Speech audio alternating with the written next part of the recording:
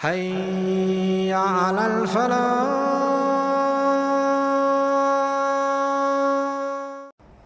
At the age of 19, when I started studying the Quran, seriously when I started studying the Quran, I felt that I was cheated for 19 years. I've been Muslim my whole life. How come I don't know anything about the Quran? How come my school didn't teach me? How come my parents didn't know anything themselves? Why didn't they get that education? Why didn't my neighbors ever know? We are 1/5 of the world's population. These people, so many non-Muslims, know more about the Quran than we do. How is that possible? How is that possible? How did I as a Muslim have the same opinion about the Quran as non-Muslims have? The non-Muslims say that it's harsh. The non-Muslims say that it's irrelevant. Why did I have those same opinions? The non-Muslims are not impressed. How come I had the same opinion? Something has to change. We have to cultivate. We have to provide this knowledge now to people. Allah says, Ud'u. Let's begin the ayah. Now we begin the ayah. Ud'u. Invite. Do you invite somebody you are angry with? Can you invite somebody to your house you're angry at them? Hey, come to my house for dinner. You don't do that. When you invite someone, it is an act of friendship. So from the very word da'wah, from the very word ud'u, if you are not friendly, you shouldn't be doing da'wah. If you have an angry personality, why don't you just go memorize Quran or something? Let somebody else do da'wah. By the way, if somebody is giving an angry khutbah and you say, why are you giving it? Brother, akhi, I'm trying to do da'wah. Like, that's not how you do da'wah. You don't scare people to death and then invite them. This is not invitation. This is get lost and get out of here and never come back. Ud'u ila sabili rabbik means invite to the path of your Rabb. Everybody knows what a path is, yes? Now, have you ever invited anybody to a path? That doesn't make sense. You don't invite to a road, you invite to a destination. But Allah is telling us that you have to invite people to a what? A road. A sabil, a path is a road. I hope I can explain this to you in ways you will remember, because this is one of the most powerful truths of Islam that is hidden. People don't know. People don't know. If Allah is calling people to a path, like a road, are people traveling at the same speed? No. Some people travel fast and some people travel what? Slow. Some people are traveling so slow that you can't even see their progress. It's that slow. It doesn't even show up on the speedometer. It's that slow. But they're still making progress. The problem is we like everybody to make progress at the same speed.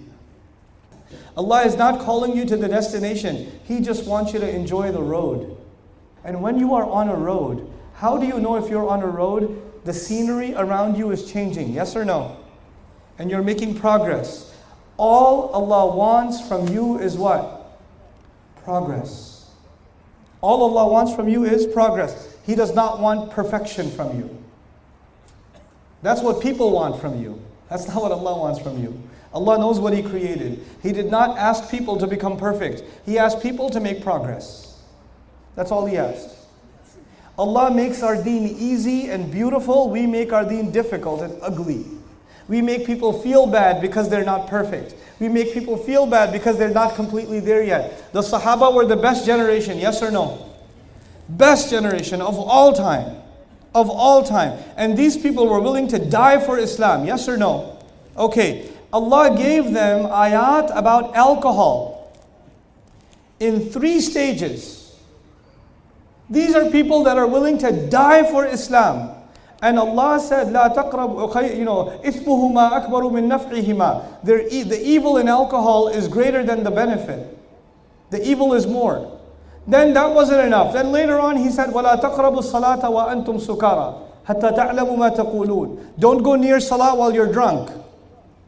And then finally, one of the last surahs ever revealed, Surah Al-Ma'idah, one of the last surahs ever revealed, He says, "Rijsum min amal ash-shaytan fahal antum muntahun." This is evil from the work of the devil. Will you stop or what? In other words, Sahaba, who were the best generation, Allah did not expect them to quit alcohol immediately. If He wanted, He could have given the ayah from the very beginning. Now think about this even further. Alcohol is considered not just haram, it's also considered evil. There's a difference. Pigs are not evil. Pigs are just what? Haram. You don't see a pig and say, Astaghfirullah, evil, shaitan. No, it's just a pig. Just don't eat it. Okay, it's a pig, Allah made it. It's not evil. Relax. Okay? But alcohol is not just haram, it is also what?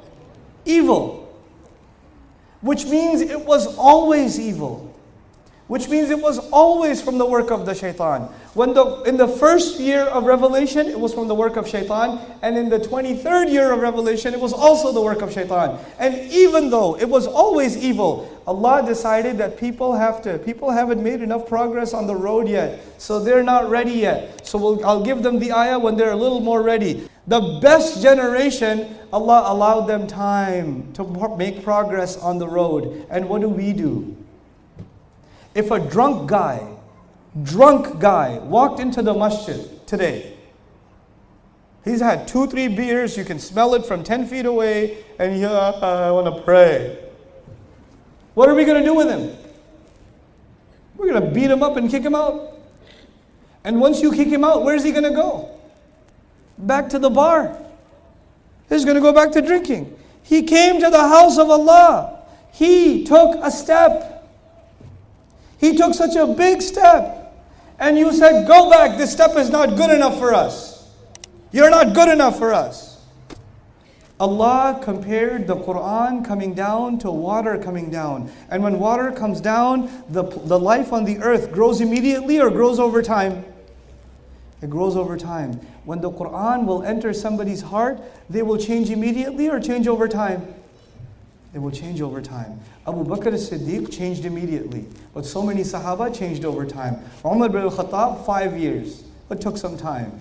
Abu Sufyan, many more years. It took a lot of time. It doesn't happen overnight. People only quote the example of Abu Bakr as-Siddiq. By the way, Abu Bakr as-Siddiq is an extremely amazing example. Even for the Sahaba, he's too high of an example. What about you? People quote the greatest example and make you feel bad. There are so many other Sahaba, hundreds of thousands of them, radiyallahu anhum wa radu anhu, that did not transform the same way as Abu Bakr as-Siddiq, radiyallahu ta'ala anhu. They took their time, and Allah is happy with them too. Allah is happy with them too. Call people with wisdom. Let them grow. Let them listen. Let them listen.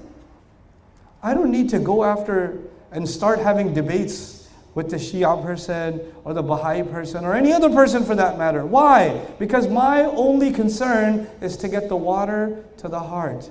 That's all. The rest, who will do?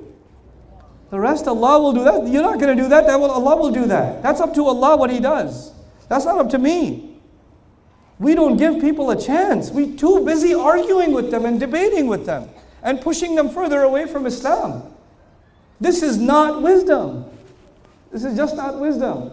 Call people to the path of your Rabb using wisdom. Bil hikmah. And then he says, wal maw'izatil hasana. Call people with beautiful, heart-penetrating advice. Give people advice that will go to their heart, that will get inside their heart. Now what does that mean? It could mean a lot of things, but I'm going to keep it brief for you guys. Simple lesson.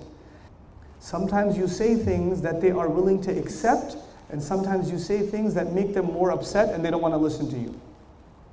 You have to find a way of saying things that will melt someone's heart, that will get inside their heart. They won't get defensive. Let me give you an example. You know the famous story of Hassan and Hussein radiallahu ta'ala anhuma when he saw a man making wudu incorrectly. You remember the story? Right? They were making wudu, he was making wudu incorrectly, so what did they do? They say, hey, you are such an old man. You should know better. Astaghfirullah, you don't even know how to make wudu? You should be ashamed of yourself. Let me show you how to make wudu. Did they do that? No. If they do that, the older gentleman might be very upset. Might get really upset with them. What do they do instead? They just quietly make wudu next to him. And his heart melts. these young boys are taking their time making wudu, I should take my time making wudu. Yes or no? In other words, they used wisdom.